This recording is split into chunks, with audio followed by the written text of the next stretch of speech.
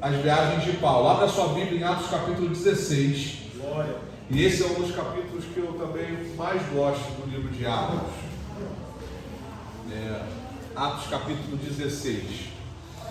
E estamos agora entrando, juntamente com Paulo, naquilo que nós podemos dizer da segunda viagem missionária, com algumas mudanças significativas, como nós falamos no último domingo, sobre como terminou esse período de descanso da primeira viagem de Paulo, e sobre a confusão teológica ministrada sobre alguns irmãos que não entenderam de fato sobre o Evangelho e tentaram agregar elementos culturais como doutrinas para fazer com que esses elementos fossem necessários para se manifestar a salvação do indivíduo. Eles diziam, eles precisam circuncidar, eles precisam ter uma marca da aliança abraâmica para que se consolide a salvação deles.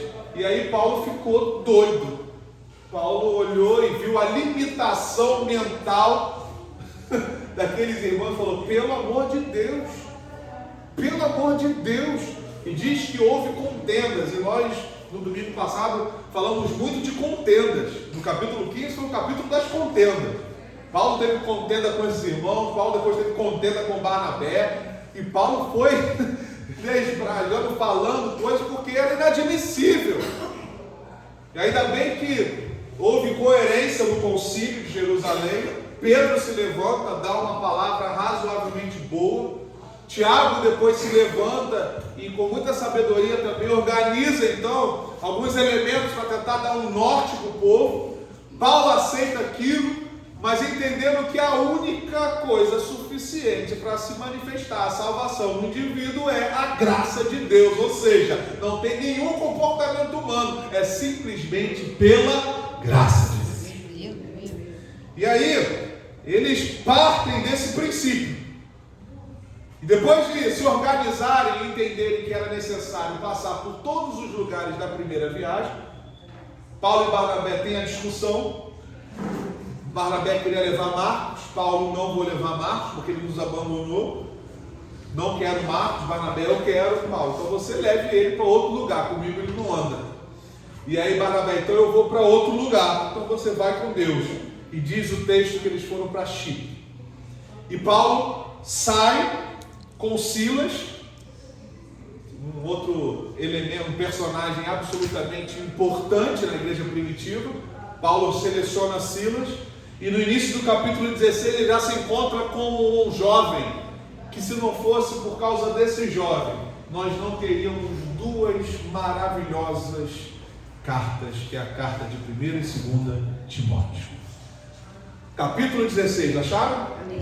Versículo 1, Paulo já se encontra com um jovem, um discípulo por nome de Timóteo. E ali começa o andar de Timóteo com Paulo. E sutilmente, eu digo sutilmente porque você só vai perceber a junção de Lucas, o evangelista Lucas, do evangelho de Lucas, amém? Amém. Mateus, Marcos, Lucas, que Lucas escreveu Atos dos Apóstolos. E dizem os historiadores que ainda existia uma outra carta, um outro registro de Lucas, mas que ninguém sabe onde está. Lucas sutilmente entra na história, e a gente percebe a entrada de Lucas de uma forma muito sutil, da forma que o verbo foi conjugado. Tanto que Lucas, quando vai fazer referência a Paulo e Barnabé, ele fala: e foram para lá, e ensinaram, e selecionaram, sempre fazendo menção a eles, e apenas a eles. Mas você percebe no capítulo 16, no versículo...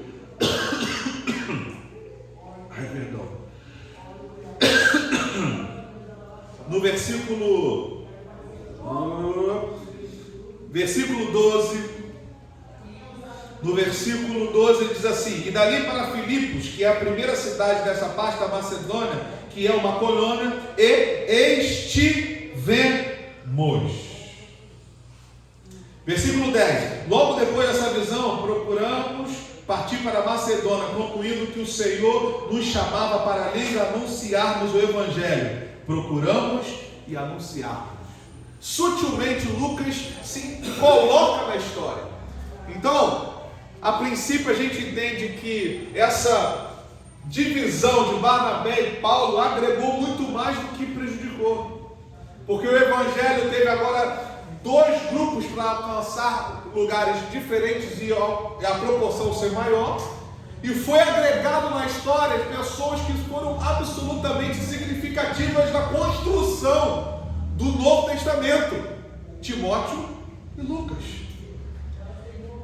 E o capítulo 16 vai discorrendo de uma maneira muito interessante. Vamos ler a partir do versículo 2. Versículo 1 praticamente eu já li, falando sobre Timóteo. Vamos lá. Do qual davam bom testemunho os irmãos, sobre Timóteo, que estavam em Listra e em Icônio. Paulo quis que este fosse com ele, ou seja, Timóteo fosse com ele, o tomou como discípulo. E aí Paulo circuncidou Timóteo. No capítulo 15, Paulo brigou com o mundo inteiro sobre essa ideia, essa ideologia cultural, religiosa, sem sentido algum, de circuncidar para a salvação. Mas a Timóteo, Paulo orienta que ele seja circuncidado. E a gente percebe o nível de cabeça de Paulo tão interessante, como ele tinha facilmente a percepção que certas colocações do Evangelho servem mais como aplicativos momentâneos do que doutrina, porque para a salvação não se precisa. Mas para Paulo ele entendeu o seguinte: se eu não circuncidar Timóteo, ele diz aqui no versículo, no decorrer do versículo, os judeus vão ficar perturbando a ele não vai ficar em paz. Então corta aí uma parte aí, meu filho, para que você não seja perturbado pela religião local. E o mesmo aplicativo Paulo foi usando em vários momentos, quando ele diz a respeito das mulheres não cortarem os cabelos, quando ele diz que as mulheres não deveriam falar, quando ele diz que as mulheres não deveriam usar joias. Foram aplicativos momentâneos, existenciais para o momento, para o local, para a cidade local, para a cultura local, e não uma regra geral. E hoje se usa isso, em alguns lugares ainda tem isso como uma regra geral. E foi simplesmente algo do momento, para se aplicar no momento, para aquela era. Da mesma forma que naquela época era permitido ter escravo, Paulo orienta um filho dele da fé para que ele recebesse um escravo que tinha aceitado a Cristo com ele e não o tratasse mal. Paulo não era a favor da escravidão, mas era normal naquela época. Então ele percebeu que ele poderia fazer dos senhores e dos escravos homens melhores por causa do Evangelho, para tentar conviver inserido nessa cultura. Coisa que hoje é absolutamente impossível de se aplicar a isso. Não existem mais escravos, que é uma realidade um pouco teórica. Tem gente que é escravizado ainda, mas por lei não existe. Naquela época existia. Então Paulo chegou e falou para ele: olha, receba ele com carinho, e se ele deixou algum peso em você, alguma marca, alguma coisa que te prejudicou, pode deixar que eu vou acertar contigo quando eu voltar. Mas Paulo em nenhum momento diz: liberta ele. Em Jesus não há escravidão. Em Jesus, claro que não há, mas era uma realidade cultural daquela época. Então Paulo preferiu orientá-los a sobreviver e a viver inserido numa cultura assim, assado, mas não deixando com o Evangelho não se manifestasse. Então Paulo diz: Timóteo, corta ele. Não tem nada a ver com salvação, é só para ninguém ficar te perturbando. Vamos seguir? Amém. 4. E quando iam passando pelas cidades, lhes entregavam para serem observados os decretos que haviam sido estabelecidos pelos apóstolos e anciões em Jerusalém. Lembram?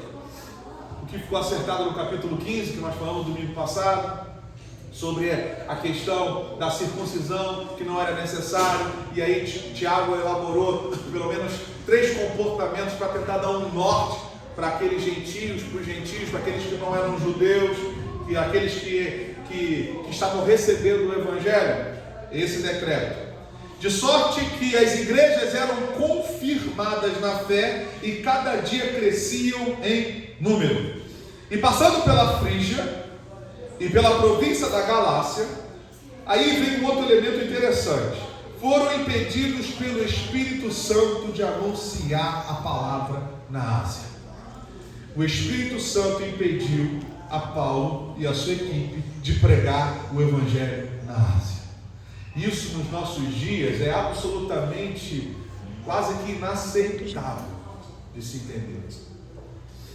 Porque hoje em dia as pessoas não têm o mínimo de respeito pelo tempo do próximo.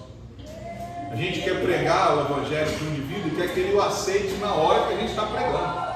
E se de repente, adolescente empolgado, e se de repente vier uma não aceitação, a gente já quer definir o caminho e o objetivo daquela não aceitação que vai trazer sobre aquele indivíduo. Ah, não quer aceitar Jesus não? Então você vai para o inferno. Não quer aceitar Jesus não? Então você é carnal. Não quer aceitar Jesus não? Então você vai ficar com o diabo. A gente não consegue respeitar o tempo do outro. A gente acha que a pregação do Evangelho ela tem que se manifestar exatamente na hora em que a gente prega. Aqui, Paulo tem uma experiência de um impedimento do Espírito Santo de pregar na Ásia. Ele só queria pregar o Evangelho. E o Espírito disse, não. E aí Paulo teve essa sensibilidade de entender e não foi. E aí quando chegaram a Mísia e tentaram ir para Bitínia, mais uma vez o Espírito de Jesus não lhe permitiu. Que até para fazer coisas boas e até para pregar o Evangelho tem que ser debaixo da direção de Deus. Amém.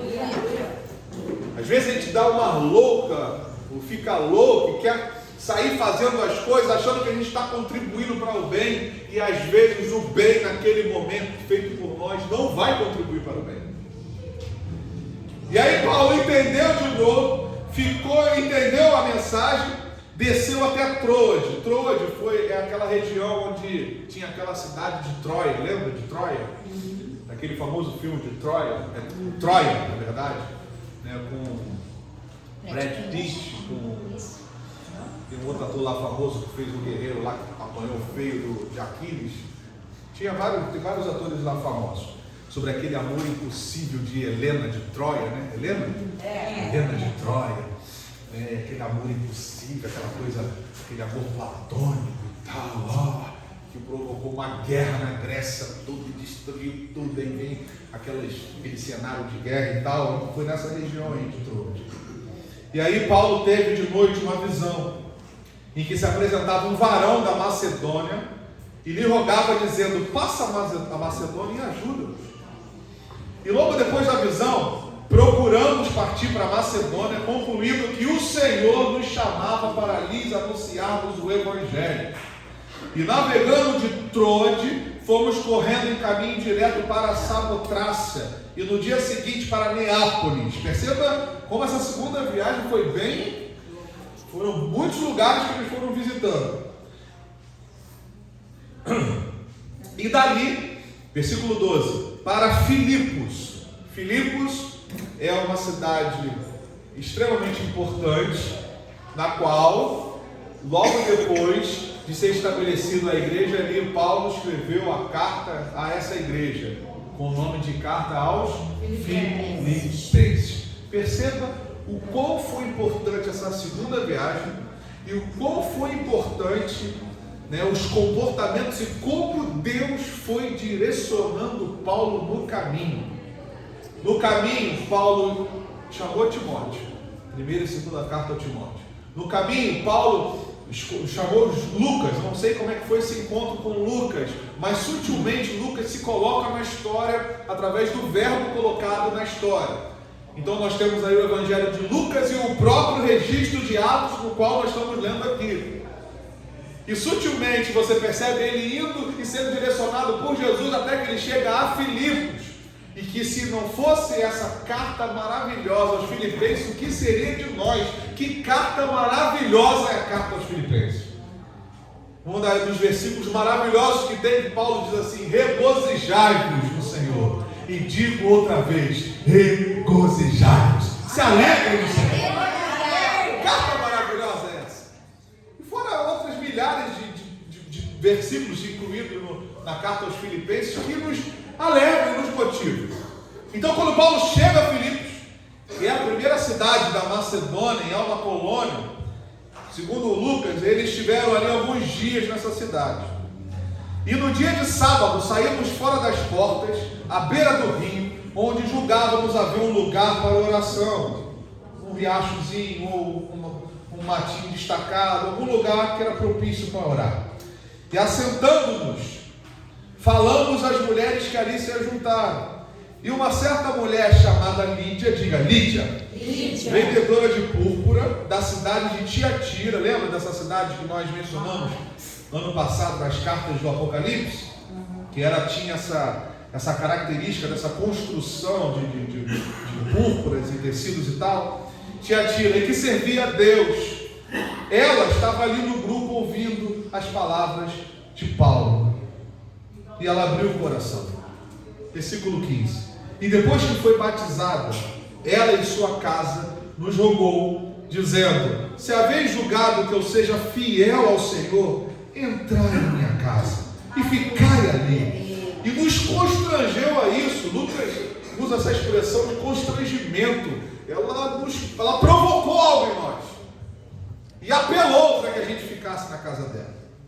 E aconteceu que, indo nós à oração, e de novo você percebe a oração presente na vida de Paulo, nos saiu ao encontro uma jovem, presta atenção, que tinha espírito de adivinhação, a qual, adivinhando, dava grande lucro aos seus senhores. Isso aqui é maravilhoso, porque a gente pensa que só porque o camarada descobriu alguma coisa da nossa vida, ou aquilo que aconteceu, ou aquilo que pode acontecer, a gente já taxa ele como homem e mulher de Deus. Isso é espírito de adivinhação. Tem muita gente que espiritualmente, e até eu diria de uma forma paranormal, tem uma forma de fazer leituras sobre aquilo que está na nossa vida, e sobre aquilo que aconteceu conosco, sobre aquilo que pode até acontecer, e isso a gente encara como se fosse uma revelação divina. Não, é um espírito maldito de adivinhação. Não fique impactado porque descobriu que você tomou café de manhã, comeu pão com queijo. Meu Deus, Deus está falando comigo. Como é que a pessoa ia saber, pastor? Eu estava comendo pão com queijo. Como é que ela soube que eu levantei e botei o meu pé direito da cama e depois botei o esquerdo? Como é que ela sabe que eu amo o filme do Rock Balboa? Só pode ser Deus. Só pode ser Deus. Deus se manifestou na minha frente. Você tem que ter discernimento. Que pode ser um espírito de adivinhação. E isso está lotado de gente com esse espírito enganando o povo de Deus. Aí revela nome, revela identidade, revela o CPF, revela o número do calçado, revela a cor da tinta que gosta de pintar o cabelo, revela o nome do filho, revela o nome do pai, e vai adivinhando, e a gente vai ficando maravilhado, achando que é Deus, e às vezes é um espírito diabólico. A mulher adivinhava, e Lucas diz que ela adivinhava, ela tinha um espírito de adivinhação, a qual, adivinhando, ela falava as coisas corretas, dava lucro aos seus senhores. As pessoas acreditavam, eram beneficiadas com as adivinhações dela e pagavam para os donos dessa mulher. Ela adivinhava, não tinha nada de erro aqui não, ela adivinhava. Ela descobria, falava coisas corretas. E essa mulher, seguindo Paulo e o grupo, clamava dizendo: estes homens, talvez até falavam Labachai, que nos anunciam o caminho da salvação, são servos do Deus Altíssimo. Falou alguma mentira aqui? Não. Ela nunca tinha visto Paulo e Timóteo, Silas e Lucas. Ela nunca tinha visto esse grupo. Ela falou alguma mentira aqui? Não. Ela adivinhou o quê? Algo certo. São homens de Deus, sim. E anunciam o caminho da salvação, sim. São servos de Deus, sim. E Lucas vai dizer que isso ela fez muitos dias. Toda vez eles saíam para orar, saíam para fazer alguma coisa, vinha essa mulher, lá vai os homens de Deus. Eles aí pregam a palavra correta. E se fosse para algum de nós hoje em dia, a gente Peitinho de porco.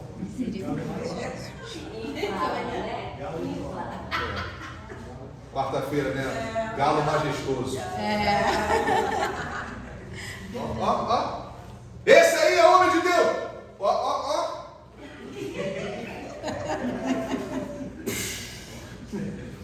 Esse aí prega a verdade.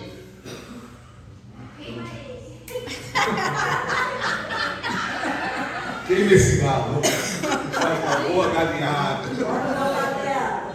Ainda faz isso, ó. Esse é o... Te falei? Olha, escuta aí.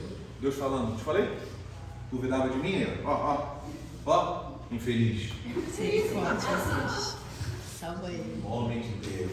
E Paulo ouvindo essa palavra. Ela não sabia que ela estava mexendo com Paulo. Paulo não era menino. Paulo não era molequinho de seguir Jesus assim, na brincadeirinha. Ei, vamos seguir Jesus, vamos seguir Jesus. Não, Paulo era sério. Ele foi ouvindo vários dias. Até que um dia ele ficou perturbado. Um dia ele não aguentou. Um dia ele lá, hoje não passa a noite. Se essa mulher cruzar o meu caminho, e aí perturbado, ou seja, aquela coisa irritante. Alguém já foi perturbado alguma vez aí na vida? Eu queria ver qual seria o crente anjo que fala, eu nunca, pastor, eu sou um anjo de Deus, que sou acima dos próprios anjos de Deus.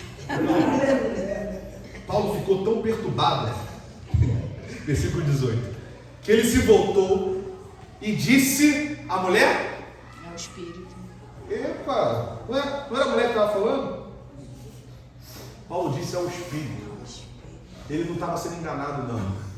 Ele sabia quem é que estava usando aquela mulher. Aleluia. E é isso que eu oro todos os dias a Jesus. Aleluia. Eu tenho uma oração padrão, não que eu só faça essa oração, mas relacionado àquilo que Deus está fazendo comigo. Eu oro a Deus e peço discernimento de espíritos. Eu quero discernir humanidade. Eu quero discernir espíritos. Peço a Deus discernimento na palavra, para que eu não me engane e não seja enganado por ninguém. São coisas, essa oração eu faço todo dia. Porque se Paulo não tivesse esse discernimento, talvez ele nem continuaria na história de Atos. Ia ficar com o coração tão avantajado de soberbo, ou ia ser enganado, ia ser mais uma vítima daquele espírito. Paulo olhou e disse ao espírito, ele falou, mulher, eu não tenho nada contigo, eu sei quem está por trás de você. Ele olhou para aquele espírito maligno, porque esse espírito que engana, que usa de elementos para aprisionar pessoas, adivinhando, eu sei que você tem um carro X, eu sei que você casou com fulano de tal, eu sei que você quer ser feliz, eu sei que você tem um sonho e tal, e você fica aprisionada por essa boca maldita desse demônio que tenta te prender, adivinhando a sua vida para tentar, depois que você está dominado por ele, te aprisionar. É esse espírito que hoje nós aqui, amém ou amém? Vamos dizer, está repreendido no nome de Jesus. Paulo olhou para esse espírito e falou para ele, em nome de Jesus Cristo, te mando que saias dela. E na mesma hora, Glória a Deus, aleluia. Tem espíritos que estão tentando desvirtuar e tirar o foco do nosso caminho. E nem sempre eles se manifestam com as mãos assim. I am the devil. Sou o diabo. Não! Às vezes se manifesta num filme, às vezes se manifesta numa série. Da mesma forma que a gente tem que ter a sanidade espiritual de não ficar repreendendo tudo que nem um doido, a gente também tem que ter a sagacidade da serpente de perceber onde está o diabo ou não. E às vezes ele não está no Harry Potter, foi o filme massacrado. É bruxo, é demônio. Amém. Às vezes ele está num filme de comédia, está lá rindo pra caramba. Que engraçado, pastor. E o Espírito está lá, entrando na tua vida e está rindo, que nem um bobalhão. Temos que ter sagacidade. Temos que ter, peraí, não gostei não, deixa eu avaliar isso aí de novo. Peraí, tem muito espírito tentando entrar na nossa casa nos enganando, irmãos. Nas Propagandas, mensagens que escutamos, tenha discernimento naquilo que você está ouvindo. A nossa igreja não é de ficar proibindo ninguém, você é livre. Você é livre. Mas tenha maturidade de saber e discernir o que você está ouvindo. Que você ouve A aqui e vai para o lugar e ouve B, e aí você fica confuso. Não tem como. Tem coisas que você ouve aqui que você não tem como você falar: Deus falou comigo aqui e falou comigo em tal lugar. Eu só não falo o nome porque seria antiético. Mas não tem como. Não é a mesma coisa que nós estamos falando. É igreja, mas estamos falando coisas diferentes. Então você tem que ter discernimento para saber discernir os espíritos que estão tentando entrar na sua vida. Espírito de adivinhação, fala assim: na minha casa não. Na minha casa não. Ih, tá fraquinho. Espírito de adivinhação, Na minha casa não. e não mesmo. E agora todo mundo, coletivo: espírito de adivinhação. Espírito de adivinhação. Ih, gente, ajuda. Não, agora escuta. Vamos falar assim: espírito de adivinhação, ó, todo mundo junto. Espírito de adivinhação. Na minha casa não. Peraí, crente, é só espírito de adivinhação. O povo agitado. Crente, é só espírito de adivinhação. Pum! Você não falou o nome. Não vem não, bicho da cara. Não vem não. Vamos lá. Espírito de adivinhação, ponto! Vamos falar alto. Espírito de adivinhação, vai. Espírito de adivinhação na nossa igreja, não!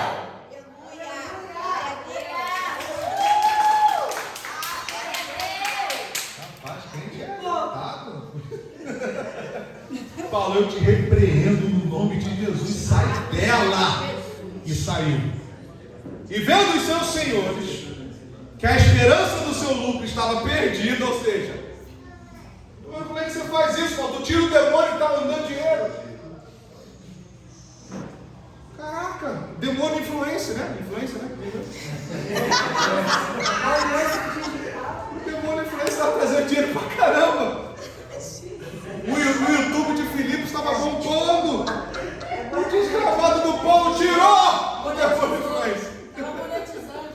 Está monetizando pra caramba, os senhores ficaram doidos. Como é que é isso? Espírito de conta alto. E eles falaram assim: meu Deus do céu, esses cabos, prende eles! Só que prenderam Paulo e Silas e os levaram à praça, à presença dos magistrados. E agora eu vou começar a pregar, amém? Eu quero aplicar essa última parte do texto sobre essa prisão de Paulo. Eu quero falar sobre 3 elementos que se manifestaram, ou melhor, se manifestam na vida de todo aquele que aceitou a Jesus e resolveu seguir o caminho dele. Quem aceitou Jesus aí? Glória a Deus. Quem está seguindo no caminho? Glória a Deus. 3 coisas, diga assim: a luta, mais alto, frente, a luta, o cristão, e a resposta de Deus. Vamos lá? A luta, o cristão, e a resposta de Deus. Resposta de Deus. Isso aí vai fazer parte da nossa vida até ele voltar. Lutas, comportamentos cristãos, e sempre também vai estar presente a resposta de Deus. Paulo foi preso, e Silas também.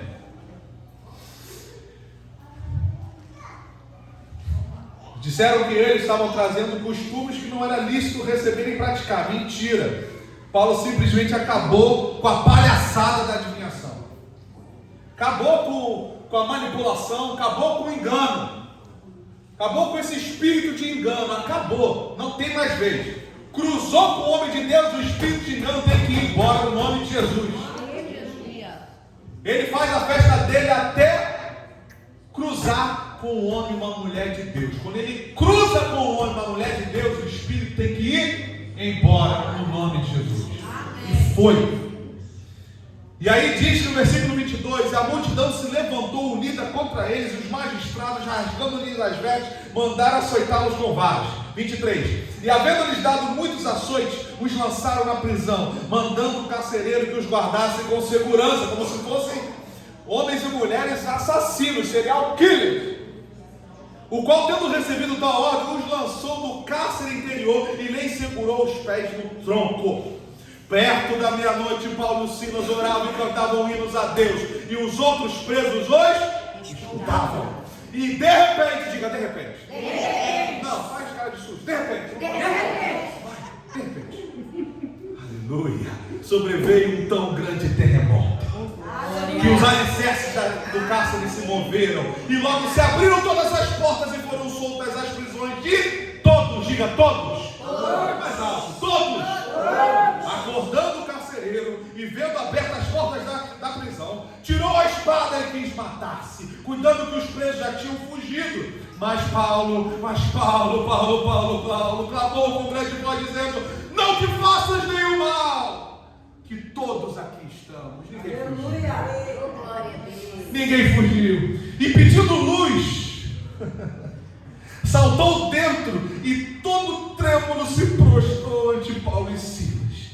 E tirando-os para fora, disse: senhores, que é necessário que eu faça para me salvar? O que eu tenho que fazer? E aí vem a mensagem mais maravilhosa do Evangelho: crê no Senhor Jesus. Crê no Senhor Jesus, e somente crê. Se tu creres, apenas creia nele, será salvo tu, e não apenas tu, mas toda a sua casa. E aí Paulo fala algo para aqueles encostados nesse versículo, porque esse versículo também deixou muita gente encostada. Não, pastor, eu creio no Senhor Jesus, então é uma promessa, um dia eles vão se converter. O texto não é assim. O texto diz: creia no Senhor Jesus, vamos lá? E será salvo tu e a tua casa. Versículo 32. Ele pregaram a palavra. Eu creio, mas eu tenho que pregar. Aleluia. Eu creio. Tu fala uma coisa, não, deixa eles lá, mas eu creio. Um dia eles vão vir. Não, um dia eles vão vir, não. Você tem que ir até eles. Pregar. E olha o que diz o versículo seguinte: pregar a palavra do Senhor e a todos os que estavam em sua casa. Todos da casa desse carcereiro ouviram a pregação da palavra. E tem mais. Versículo 33. E tomando eles consigo naquela mesma hora da noite, lavou-lhes os vergões e logo foi batizado. Ele e todos os seus. Ou seja, o batismo aqui fala de um discipulado, né? Uma instrução, fala de uma admoestação. Ou seja, não é apenas crer, é pregar e ensinar. Aleluia. A gente está muito acomodado. Não, eu creio que minha família é de Jesus. É de Jesus, pastor. A minha família é de Jesus. E o que você está fazendo? Eu estou crendo. Ok. Primeiro ponto, crer. O segundo é ir pregar. A gente não fala. A gente nem convida para os eventos da igreja. Tem esposa aí orando pelo marido. Tem um jantar de casais maravilhoso. Tu nem falou com ele ainda. Tá aí, ó. Ele está de casar.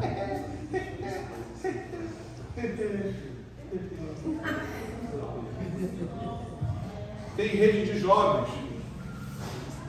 Tu tá sabendo, caraca, rede de jovens vai ser maravilhoso aqui. Falou com o teu filho? Fala, Deus. A gente tem que entender, a gente vai. Você acha que a igreja, a gente não tem nada para fazer, Então, você não jantar de casais, não tem nada para fazer? Nada para fazer, domingo, 9 horas, tem que fazer 9 horas? Tem nada. Não, vamos fazer alguma coisa aqui. Ele falou o quê? Você pode dar aula de escola dominical?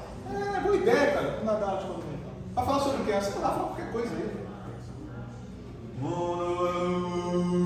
Vamos falar sobre isso. Tá bom. Não tem nada para fazer? Não, então vamos fazer uma rede de homens, uma rede de mulheres. Não tem nada para fazer? Não, amados. A igreja está fazendo a parte dela, abrindo as portas e colocando as ferramentas aqui. Cabe à igreja, baixa no peito, o Ministério Resgatar está fazendo a parte dele, promovendo eventos, abrindo as portas, colocando pessoas, capacitando pessoas, fazendo a parte dele, igreja. Aí cabe eu lutar pela minha parte. Lutar pela minha parte. Meu Deus do céu, se você tem um marido que está com dificuldade, meu Deus, um jantar que não vai ser nem na igreja. Meu Deus do céu, vai como uma boa mulher, esposa, que sabe convencer. Porque quando a mulher quer, ela sabe convencer.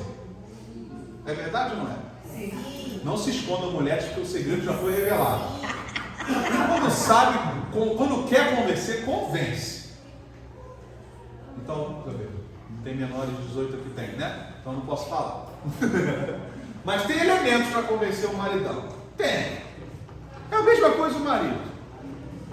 Alguém aqui não está sabendo o que eu estou falando? Pelo amor de Deus. Nós temos elementos para convencer.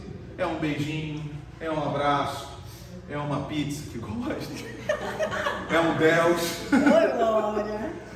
Falar nisso, a gente está fazendo aniversário de casamento, né, amor? Não vem com desejo de Deus, não.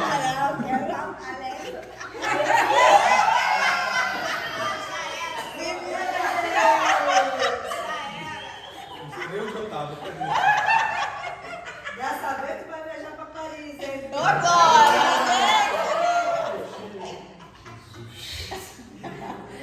Eu fico com a minha.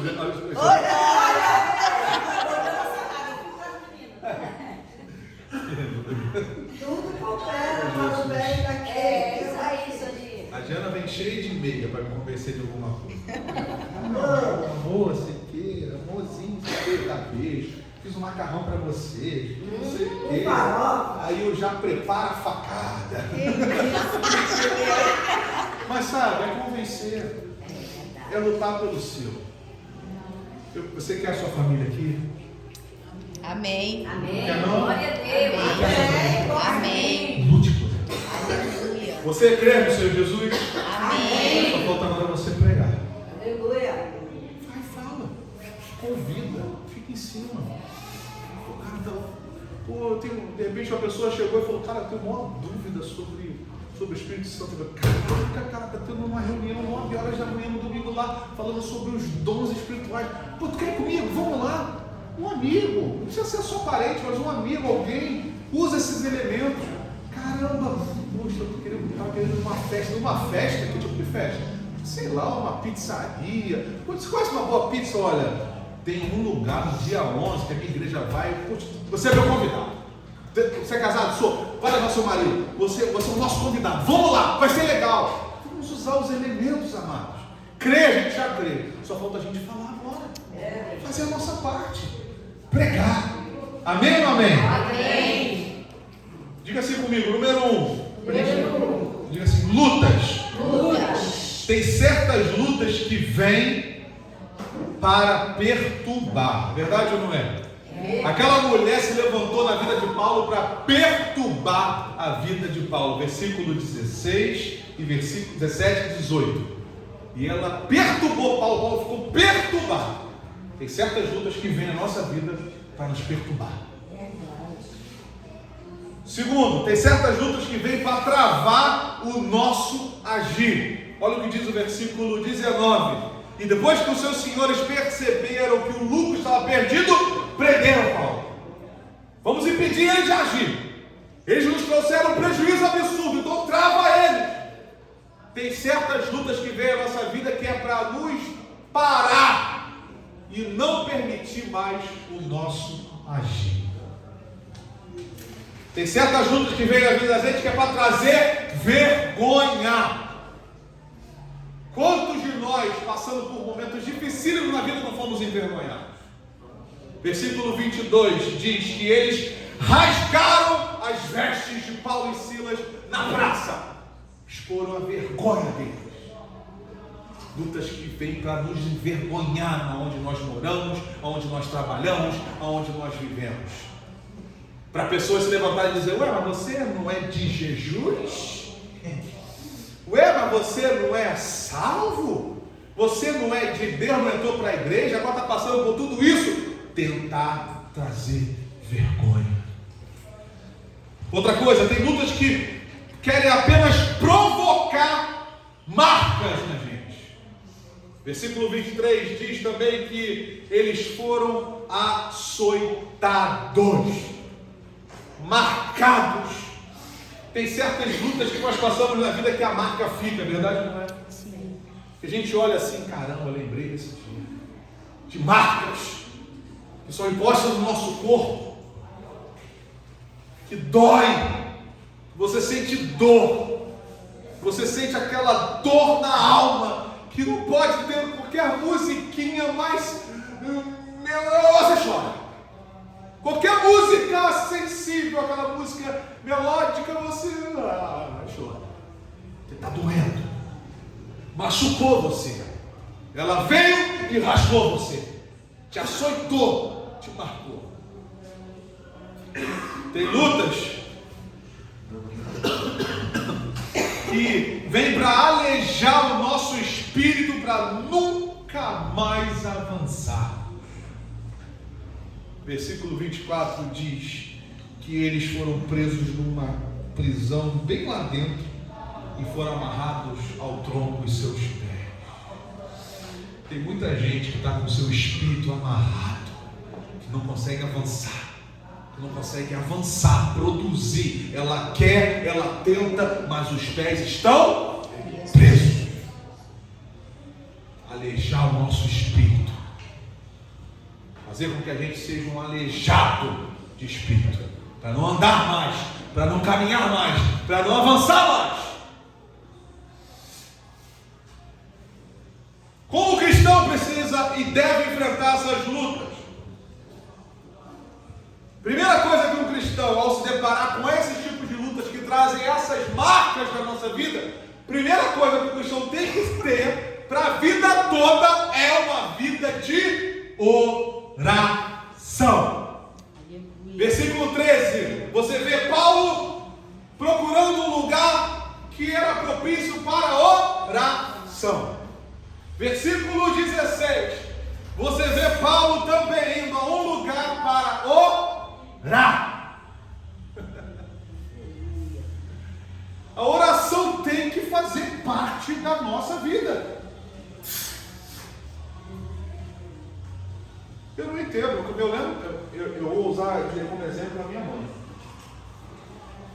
Quando ela estava orando pela conversão da família, porque nós éramos pequenos e tínhamos nos convertido, mas precisava aquela consolidação, aquele discipulado para adolescente. E o meu pai ainda não era convertido, minha mãe, ela orava em casa incansavelmente. E a consagração na igreja onde nós éramos era todas as quartas-feiras, ela não faltava uma. Chorando, orando.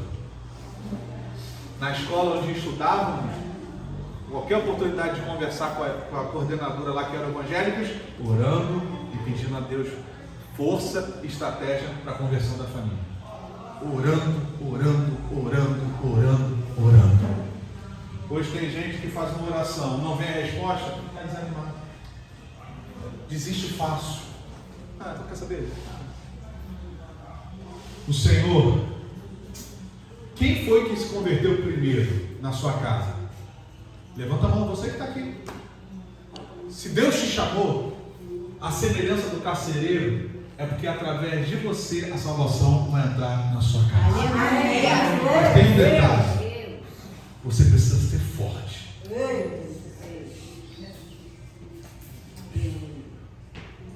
Porque se for para entrar nessa luta, para desistir, nem entre.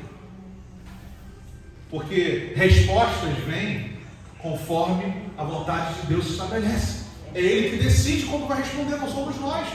A única coisa que nós temos que fazer é ficarmos firmes em oração. A firmeza se estabelece na nossa vida. Uma das ferramentas é a oração. Porque se minha mãe não ficasse assim, orando em casa, orando, onde ela fosse, ela pedia oração. Consagração toda quarta-feira. toda quarta-feira, nós temos 2 sábados aqui. Silêncio. E é bom mesmo ficar em silêncio. Toda quarta-feira estava lá, abaixinho. Toda quarta-feira, orando, pedindo oração, botando pedido na caixinha, pedindo para a pessoa orar por ela, a pessoa já botar a mão na cabeça dela, orando. Qual é a resposta de Deus? Tá aí, todo mundo sabe. A família toda está salva. Glória a Deus. Meu pai, eu, minha irmã, minha mãe, e agora a família aumentou. Minha esposa, meu cunhado, minhas filhas, meu sobrinho. Glória a Deus. Você tem que ficar firme. Olha para quem está do seu lado, sacode e fala assim: você tem que ficar firme. Sua vida tem que ser uma vida de oração. Se não for na oração, não vai conseguir. Fala para ele, fala para ela. Ó, se não for na oração, não vai conseguir. Não adianta. Porque é a oração que vai te dar força. Paulo tinha uma vida de oração. Segundo comportamento, Paulo fazia da resistência o seu nome. Olha que está no versículo 28 que eu li aqui. Mas Paulo clamou em grande voz, dizendo: não te faça nenhum mal, todos estamos aqui. Eu estou aqui, lanhado, apanhei, estou machucado, estou com câimbra nos pés, que eu fiquei amarrado no tronco, eu fui envergonhado na praça, e lá na frente ele vai dizer que era cidadão romano, ele não poderia ter apanhado, mas ele apanhou, e foi contra a lei que ele apanhou em Filipos, tanto que eles ficaram tão cheios de medo que eles pediram para Paulo não falar nada. Paulo apanhou, sendo que a lei garantia a ele que ele não deveria apanhar. Ele apanhou, ficou todo machucado, lanhado, mas ele disse para o carcereiro: eu estou aqui, ninguém fugiu. E isso vai ecoar para todos nós, dizendo o seguinte: que as lutas vão vir, nós vamos apanhar, nós vamos ficar tristes, vai doer, vai ter marcas, mas nós temos que dizer: eu estou aqui. Aleluia! Tá ou não tá? É igual o Cristiano Ronaldo, né? Eu estou aqui. O Vinícius pregou isso numa consagração uma vez. É só isso? Apanhou, passou por isso, passou por aquilo. É só isso? Ou seja, eu estou aqui. Aleluia! Vamos dizer isso? Diga comigo: eu estou aqui. Estou aqui. Tudo querer te derrubar, você diz: eu estou aqui. Ó, eu estou de pé. Aleluia! Fala pra cá: eu estou de pé. Eu estou de Levanta, por pé. favor, só mais um pouquinho. Levanta só um pouquinho. Levanta fisicamente. Vai, levanta. Diga: eu estou aqui. Eu estou de pé. Nada vai me derrubar no nome de Jesus. Sacode essa pessoa que está ao seu lado e diga: nada vai te derrubar no nome de Jesus. Se aceite, por favor, só mais um pouquinho. Estou acabando. Aleluia! Terceira coisa do comportamento cristão é que ele eternizou, ou seja, eternizando o seu culto individual. Presta atenção nisso aqui. Para a gente suportar as nossas lutas, o nosso culto individual precisa estar ativo. Não apenas aqui, mas ativo em qualquer lugar. Aleluia. Lê comigo o versículo 25. Perto da meia-noite, Paulo e Silas, que estavam todos esfolados, machucados, envergonhados, com as vestes rasgadas, com a vergonha mostrada, com os pés amarrados, o que eles estavam fazendo? Murmurando, reclamando, falando mal do Tiago e Pedro, aqueles apóstolos safados. O que eles estavam fazendo, irmão? Oravam e cantavam hinos. Estavam cultuando. Aleluia! O culto é também uma das ferramentas para sobrevivermos às lutas e às adversidades. Quando eu era mais novo, pequenininho lá em Barbacena, eu fiquei irado com o Lucas. Falei: como é que pode um historiador que se preze não escrever a letra da música que Paulo e Silas estavam cantando? Eu fiquei irado com ele. Ô, bicho! Como é que o cara faz um negócio desse, pastor Salete? Uma música dessa provocou um terremoto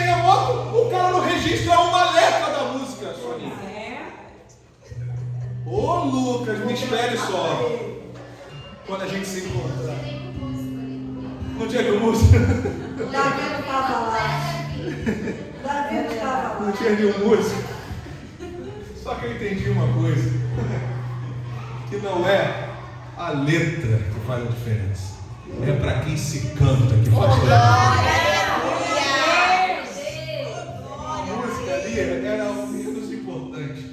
Mas para quem eles estavam cantando. Aleluia. E aí o bicho pega, meu irmão. À meia-noite eles começaram a cantar a Deus. Eles começaram a louvar a Deus. Eles começaram a adorar a Deus. Aleluia. E Deus ficou impactado com aquilo. Olha, imagina, apanharam, estão esfolados. Eles nem queriam ir para Filipos. Eles queriam ir para outro lugar. Foi o Espírito de Jesus que falou: não, vocês não vão para lá não. E Paulo: tá bom, Senhor, não vamos. Então vamos para esse lugar. Quando eles começaram a ir, o Espírito falou: não, vocês não vão para lá. E Paulo: tá bom, Senhor, então não vamos. Quer que a gente vá para onde? Fica quietinho aí. Paulo teve uma visão. Desce a Macedônia. Paulo: tá bom, para lá que nós vamos. Eles iriam para Filipos. Eles foram para lá e só sofreram. Que história é essa de que crente não sofre? Que história é essa que, se não tiver problema, porque Deus está na direção? Não, amados. Sempre Deus estará na direção da nossa vida. Nós temos que estar sensíveis para ouvi-la. Ouvir a direção, isso não vai nos livrar de lutas e dificuldades. Não é porque eu estou na direção dele que eu não vou passar por problemas.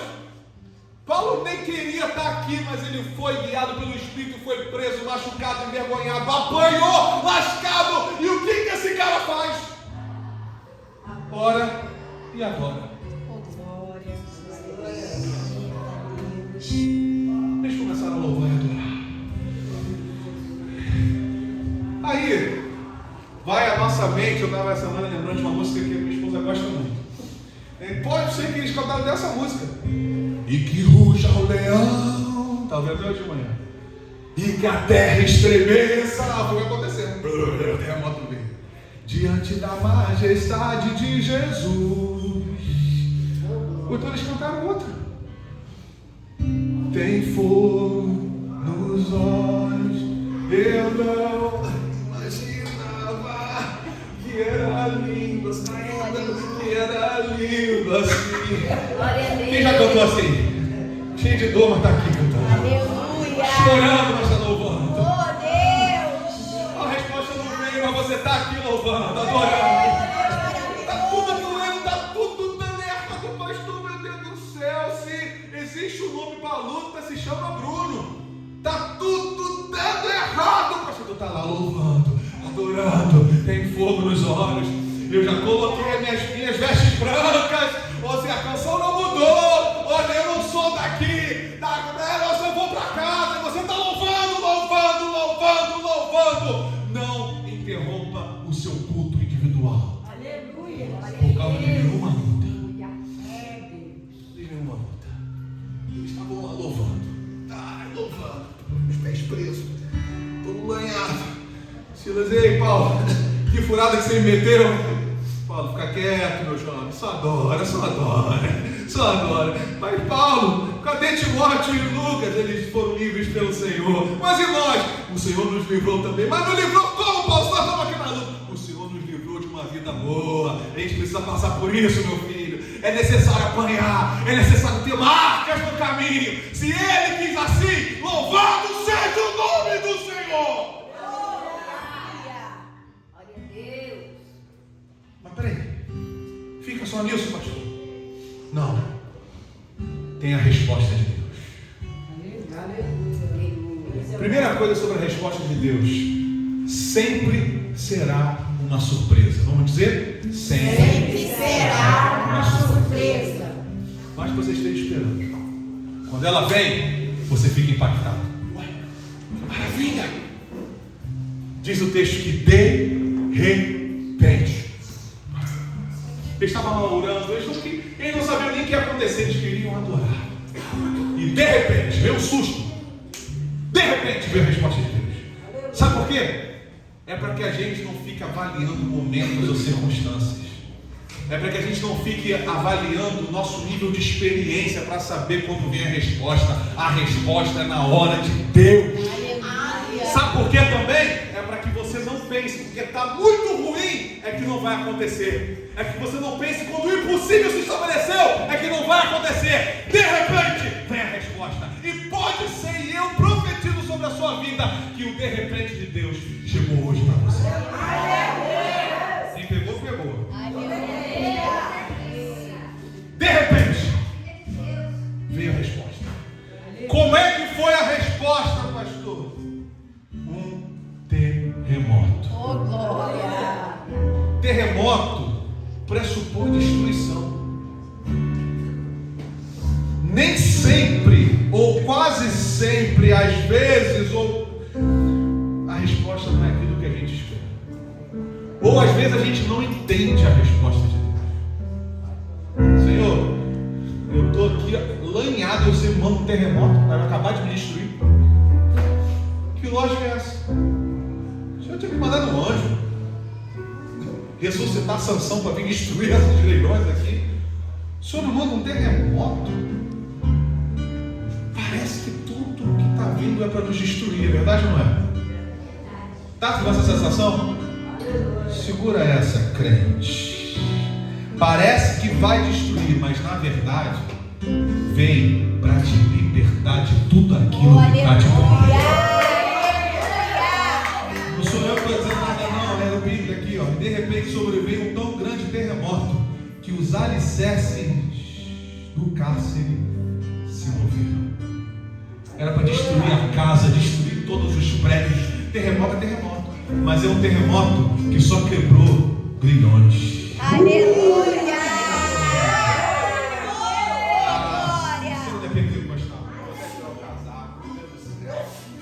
Terremoto veio que a sensação é para destruir prédio, destruir tudo. Só quebrou grilhões. Aleluia!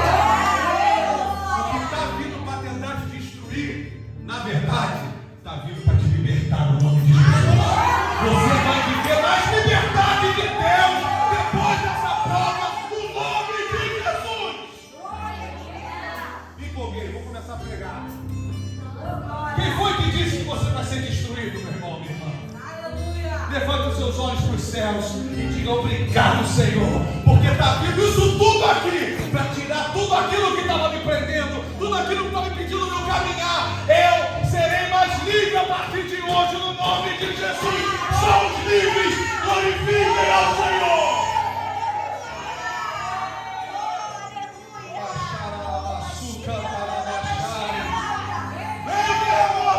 Destruiu tudo, não destruiu só o que prendia, só o que amarrava, só o que bloqueava, só o que paralisava. Veio o terremoto de Deus e destruiu tudo que tenta nos prender. Hoje é a manhã da tua liberdade, da nossa liberdade. Eu e você somos livres em Deus, em Deus, em Deus.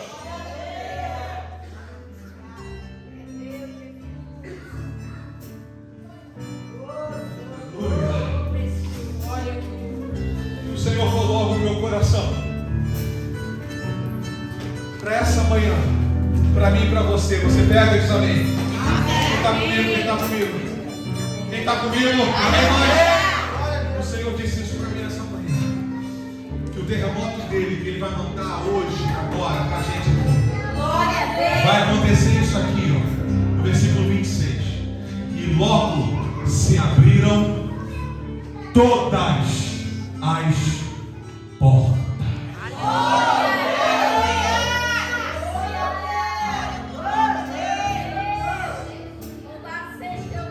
Quem está diante de uma porta fechada aí?